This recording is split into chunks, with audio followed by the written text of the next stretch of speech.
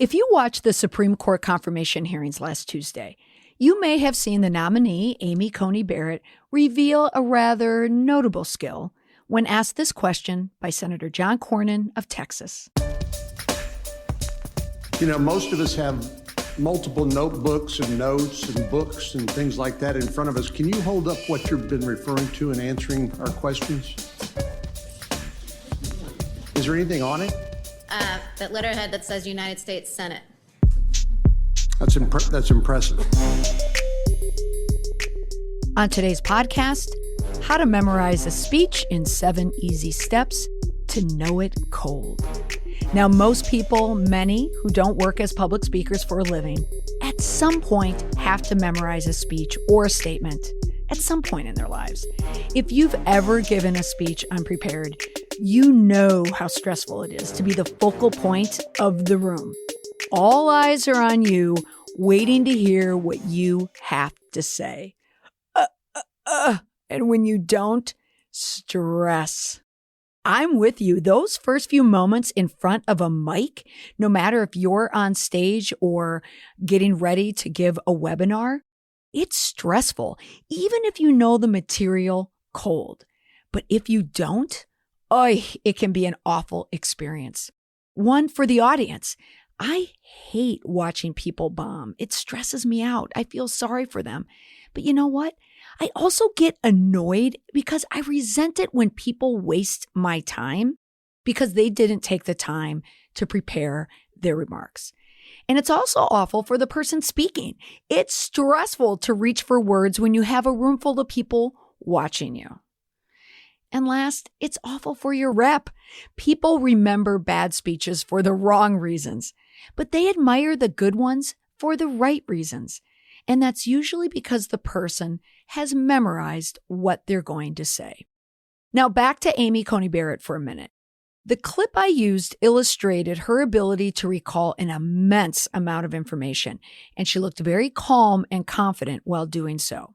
Now, she wasn't memorizing a statement, but I'm going to share with you in these 7 easy steps for memorizing a speech the likely reason why she was able to do so. Now, what was I talking about again? Oh, that's right, how to remember things.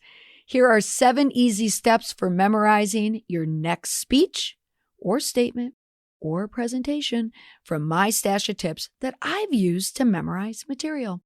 Now, before you get started, it helps to understand what kind of learner you are before you tackle memorization.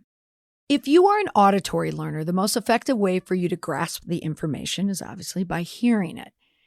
Conversely, if you're a visual learner, you might prefer to look at the material in order to memorize it. You may want to add graphics or draw pictures to help you remember. Most of us were a mix between the two. Now, the goal here for memorizing a speech is something of a paradox. You need to memorize a speech without seeming like you memorize the speech. It needs to come natural that you've memorized it, but you don't want people to know that you did. Know what I'm saying? So here we go. Step 1. This step is the one that most people skip, which is why it is so important that you take this first step. And that is to prepare. Right, I know, obs. But if you're being honest with yourself, how many times have you spoken in public without preparing and you bombed? Very few people can wing it and be a hit. And those who do and tell you, I didn't even prepare my remarks, not only is it annoying, but they're probably being rather liberal with the truth.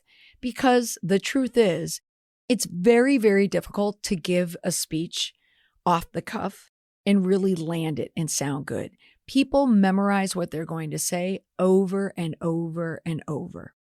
And when I go to a lot of conventions, I go to a lot of meetings and conferences, and I've seen a lot of speakers in my day.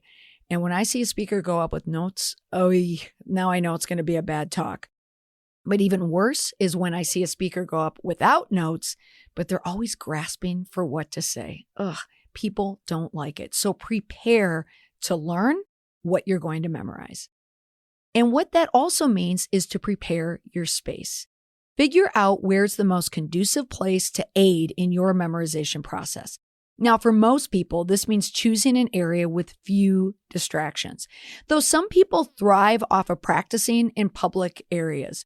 Once I had to give a speech on a webinar. It's a pretty short webinar. So there I was the night before practicing for webinar X. I'll just call it webinar X because why would I ever tell a client that I was coming up with the material the night before on a walk? But I'll tell you what, it worked. I was able to memorize my entire presentation without using notes to read from while I was walking in the woods on the path.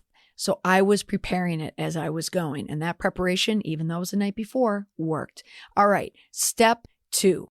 You want to write out the speech. Remember when I was telling you about writing on the path? What I did as soon as I got in my car is I started writing out the outline. Now, you don't need to write your speech word for word. It's too difficult. Just write out the bullet points that are the brain triggers for what you need to remember. Now, me, I always talk in threes. Why? Because 3 is a magic number. Yes, it is. It's the magic number for all Gen Xers, but also for people to remember and for people to remember when they're hearing it. So whether you are speaking your 3 points or trying to remember 3 points from an audience, it's easy to grasp. It's an easy amount to remember. But you don't have to stick to 3. You can have 5 topics. You can have 10 topics. But you're going to have to create steps to remember all of them. And here's how you do it. The next step, step 3, is thinking on your feet.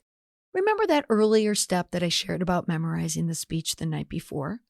Great, see? It's already working. You want to get on your feet as early as possible in the process of memorization because it's easier to think on your feet when you're moving as opposed to sitting. Same idea when you're taking a shower. Now, why is this the case? Because your blood is moving, your body is moving. You have a distracted mind. And especially if you are in a safe place, like when I was walking in the woods or you're in a shower, that's when you get that dopamine hit. It relaxes you and it creates a distracted mind in the sense that the walking, the showering, whatever you're doing, it's distracting you from the stress of having to memorize something, but not from creating the material to memorize. So dopamine, it's critical for creativity once it's released because it relaxes you, helps you feel good, and it keeps the ideas flowing.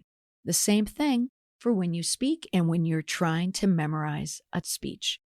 Step 4, store the material in your memory by associating visual icons with your ideas. All right, if you're practicing in your room, you want to pick items from the space that you're in. Left, center, right. You can picture the room that you'll be speaking in. Before the virus, it would have been maybe a hotel ballroom, but now for many of us, it's in front of a computer screen. But you want to place these items. If you're at your desk, you can physically place an item, or if you're in a room, just look for these items. Look at what is residing at 10 o'clock, what is sitting at 12 o'clock, and what's staring at you at 2 o'clock. Then associate them with a topic. For instance, when I was presenting the webinar, I used these visual cues. And I was talking about social media engagement, in general. I didn't want to look at any notes at all, but I put out these items on my desk. So 10, there was a bulletin board above my desk at 10 o'clock. At 12 o'clock, I had a little plant, little succulent.